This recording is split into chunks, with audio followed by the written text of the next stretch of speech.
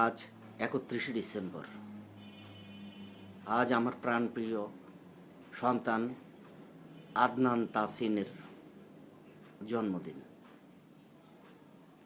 আমার প্রাণপ্রিয় কলিজার টুকরো শুয়ে আছে কবরে, আর ঘাতকরা তাদের সন্তানকে বুকে নিয়ে শুয়ে আছে। এর নামই বাংলাদেশ।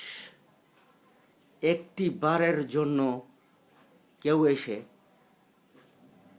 আদনান তাসিনের পরিবারকে সান্ত্বনা দিল না, আদনান তাসিনের হত্যাকারীকে ধরার চেষ্টাও করল না। হায় রে বাংলাদেশ! এই বাংলাদেশের স্বপ্ন দেখেছিল লক্ষ লক্ষ শহীদ, লক্ষ লক্ষ মুক্তিযোদ্ধা। আদনান তাসিন বেহেশতে থেকে সবই দেখছে তার প্রাণপ্রিয় বন্ধুরা তার মৃত্যুর পরে সবাই পেটিকোটের নিচে আত্মগোপন করে আছে। আদনান তাসিন বেহেশত থেকে দেখছে তার সেন্ট জোসেফের শিক্ষার্থীরা মায়ের পেটিকোটের নিচে। সেন্ট জোসেফের শিক্ষক, প্রিন্সিপাল, শিক্ষার্থীরা স্বার্থের আফিন খেয়ে ঝিমুচ্ছেন। একটি লোকও, একটি মানুষও তাদের বন্ধু, শিক্ষার্থী, শিক্ষক, প্রিন্সিপাল একজনও আওয়াজ তুলল না। আদনান তাসিনের নির্মম হত্যার বিচার চাই। সেই জারজ সন্তান ঘাতকরা একের পর এক সড়কে মানুষ হত্যা করছে, উল্লাসিত হয়ে খুন করছে, কিন্তু কোনো বিচার হচ্ছে না। আমি তো চেষ্টা কম করিনি।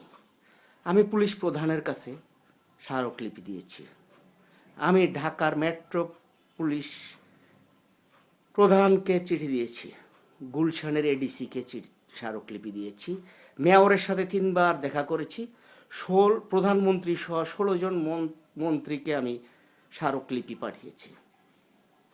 সব কাগজগুলো, কাগজের স্তূপের সাথে আমার দরখাস্তগুলো সেখানে জমা হলো, কেজি মাপায় সেটা বিক্রি হয়ে গেল।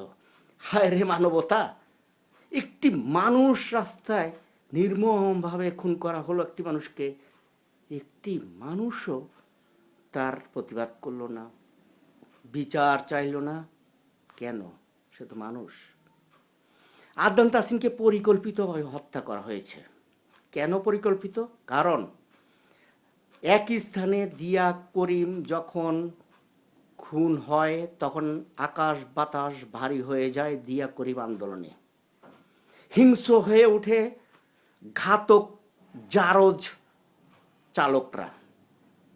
তারা মানুষের মুখে পোড়া মোবিল লাগানো শুরু করে, মানুষের উপরে লাঠি সোটা দিয়ে আক্রমণ করে। শিক্ষার্থী দেখলেই তারা আক্রোশে ফেটে পড়ে। Adnan Tasin saint Joseph college থেকে এসে মাত্র রাস্তায় নেমে জেব্রা ক্রসিং নামক মৃত্যু ফাঁদ দিয়ে রাস্তা পার হচ্ছিল। এই শুয়োরের বাচ্চা হায়না ঘাতক জারজ সন্তান আক্রোশের বশে তাকে গাড়ি চাপ রাস্তায় পিষে মারে। পথচারীরা তাকে কর্মীটলায় নেয়। ওই শুয়োরের বাচ্চা কর্মীটলার ডাক্তার, নার্সরা, কুকুরের বাচ্চারা একটিবারের জন্য তাকে ধরে দেখল না। তাহলে তার মৃত্যু যন্ত্রণাটা একটু সহনশীল হতো। এই শুয়োরের বাচ্চা, কুকুরের বাচ্চা, যারও সন্তানেরা আমার সন্তানকে বাঁচতে দিল না। তারা বলল, পুলিশ কেস, আপনারা ঢাকা মেডিকেল নেন। এই কানকের পোলারা! যদি হসপিটাল চিকিৎসা না হয়, হসপিটাল কেন? হসপিটাল উঠিয়ে দিয়ে সেখানে গণশৌচাগার কর, গণশৌচাগার। আমি তোদের মুখে প্রস্রাব করি, যার সন্তানেরা, কুকুরের বাচ্চারা, আমি তোদের মুখে প্রস্রাব করি। সেন্ট জোসেফের শিক্ষক, প্রিন্সিপাল, শিক্ষার্থী, আমি তোদের মুখে থুতু মেরি। তোরা একদিন মানুষ হবি না। তোরা হয়তো বা কোটি কোটি টাকা কামাবি, কিন্তু মানুষ হবি না। এক বাবার অভিশাপ তোদেরকে চিরজীবন তোদের পিছু পিছু পিছু পিছু থাকবে। মনে রাখবি, সেন্ট জোসেফ প্রিন্সিপাল, শিক্ষক, শিক্ষার্থী, মনে রাখবি, এক পিতা তোদের মুখে থুতু দিয়েছিল।